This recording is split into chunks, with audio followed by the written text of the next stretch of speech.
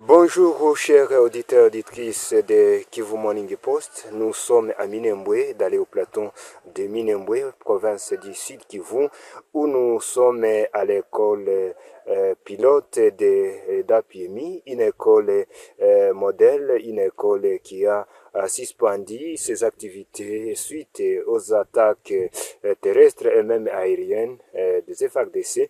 Mais nous sommes, comme vous le voyez ici à Minembwe, à cette école qui a repris ses activités hier, c'était avant-hier, c'était avant-hier le lundi, c'était le 13 avril 2026. Nous nous sommes entretenus avec les directeurs de cette école. Il y a une école primaire, il y a l'école secondaire, il y a même l'université Ebenezer de Minembwe qui est reconnue au niveau de la République démocratique du Congo, mais œuvrant dans le haut plateau de Minembwe. Vous êtes les bienvenus au Kivu Morning Post. D'abord, une courte présentation, puis on continue. Oui, je réponds au nom de Candil Dabouga de Simon, directeur de l'école primaire Koda PMI, et l'école pilote de Minembwe. Je vois que vous avez repris les activités, il passait quelques jours ou bien quelques mois sans activité, il y a eu une rupture. Qu'est-ce que vous en dites, monsieur le directeur? Merci beaucoup pour la bonne question. Ça fait tout un mois et demi, c'est-à-dire que nous avons suspendu les activités scolaires à partir du 28 février 2026, mais c'était avant-hier lundi le 13 avril 2026 que nous avons encore repris ces activités scolaires ici au Kodapiri. Vous avez suspendu les activités à cause de quoi? Qu'est-ce qui a poussé à ce que vous suspendiez ces activités? Merci beaucoup. Nous avons suspendu ces activités suite aux attaques terrestres et aériennes qui ont eu lieu ici à Minembwe depuis plusieurs années. Mais alors, étant donné qu'on a essayé de supporter, de patienter, mais alors, vers le 20, le 23, le 25 février, les attaques étaient tellement dangereuses, nous avons été obligés, contraints d'arrêter ces activités scolaires. Ces activités ont repris. Vous avez que l'assurance, que l'espoir que ces activités ne reprennent pas pour troubler les activités scolaires? Nous avons espoir que Dieu va nous garder et va se regarder la situation ici à Minembwe parce que pour le moment, nous avons que quand même la situation est restaurée. Pour le moment, la sécurité est restaurée ici à Minembwe pour le moment. Cette école est une école pilote, comme vous le dites, mais on ne sait pas si vous avez des matériels scolaires suite à ces troubles dont vous avez été victime depuis des années. On ne sait pas si l'école fonctionne normalement comme se faisait avant ces troubles. Ok, bien sûr, pour le moment, malgré qu'il y a eu ces attaques terrestres et aériennes, de ces drones, de FARDC, mais nous avons essayé de cacher certains matériels didactiques et manuels scolaires. Nous les avons essayé de cacher quelque part, mais pour le moment, nous les avons. Raison pour laquelle nous avons encore une fois réouvert ou bien entamé encore une fois ces activités scolaires parce que nous les avons pour le moment et nous avons espoir que le programme va se terminer d'une façon adéquate. Est-ce que l'école a été prise pour cible par cette zone ou bien on a bombardé quelques espaces à côté de cette école? Donc, on n'a pas bombardé l'école en question, mais on a bombardé tout près de l'école, c'est-à-dire juste à la piste d'aviation ici à Minembwe, c'est-à-dire c'est une école qui est tout près de cet aérodrome-là.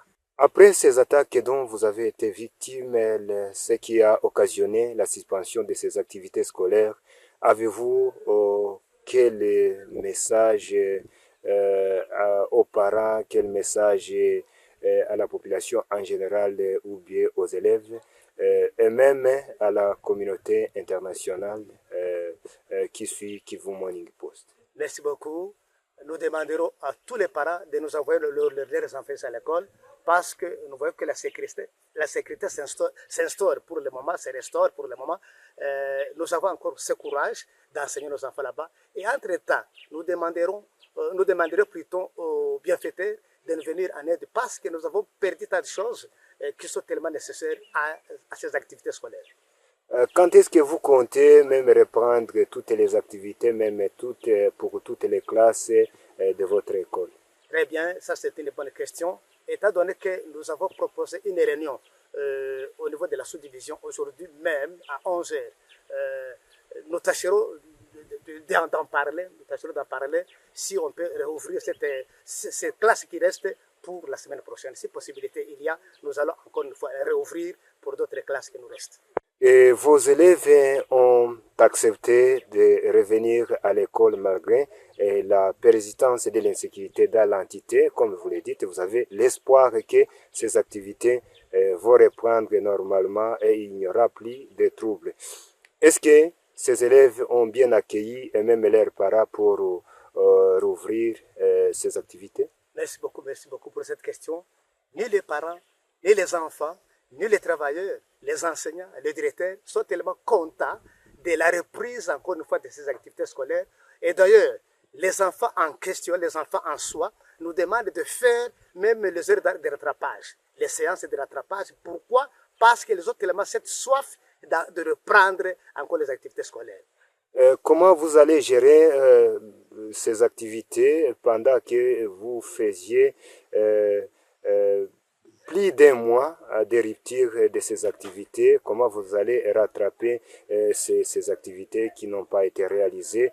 Vu que ces troubles ont déjà troublé les calendriers scolaires pour l'année. Merci beaucoup. Étant chevronné dans cette carrière enseignante, j'ai déjà organisé les séances de rattrapage parce qu'on arrêtait les cours aux environs de 13 heures. Alors, pour le moment, je vais encore continuer le cours jusqu'à 15 heures, de façon que je vais rattraper toutes les séances qui ont été perdues. Est-ce que tous les enseignants sont disponibles pour faire réaliser toutes ces activités qui ont été troublées?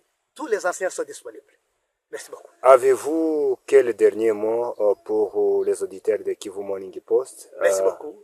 Donc, j'ai un bon message pour les parents et pour les élèves, ainsi que pour les enseignants. Il faut qu'ils soient courageux, il faut qu'ils soient motivés de cette période qui nous reste, bien sûr, une période tellement minime. Il faut que ces enseignants soient courageux, ni les directeurs, ni les parents, de nous envoyer ces enfants quotidiennement et chaque fois le matin pour qu'on puisse commencer, débuter les cours à temps opportun. Merci, mes chers directeurs, et merci à tous ceux qui nous suivent.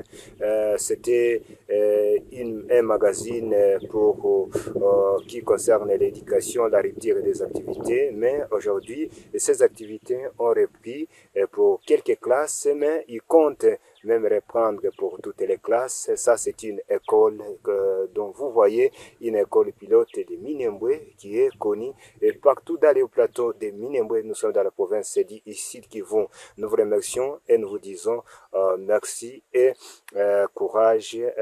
Que Dieu vous protège et vous bénisse partout où vous êtes. Merci, journaliste. Merci. La vie éternelle. Donc après la mort, il y a la vie éternelle. Ok, nous avons l'expansion du christianisme. Comment le christianisme s'est répandu au monde entier. Après la mort de Jésus-Christ. Déjà ici nous parlons de la religion. Après la mort de Jésus-Christ. Est-ce que vous êtes des chrétiens? Oui. La semaine dernière, on célébrait quoi? La Pâque. La Pâque juive. On nous parlait de la mort et de la résurrection de Jésus-Christ. Après la mort de Jésus-Christ, ses disciples, avec Pierre en tête, continuaient à transmettre quoi? Son enseignement. Il avait Monsieur Pierre qui a continué à transmettre quoi? L'enseignement de qui? De Jésus-Christ. Seulement aux Juifs, l'apôtre Paul, l'ancien adversaire de Jésus-Christ. Pierre, Paul était un adversaire.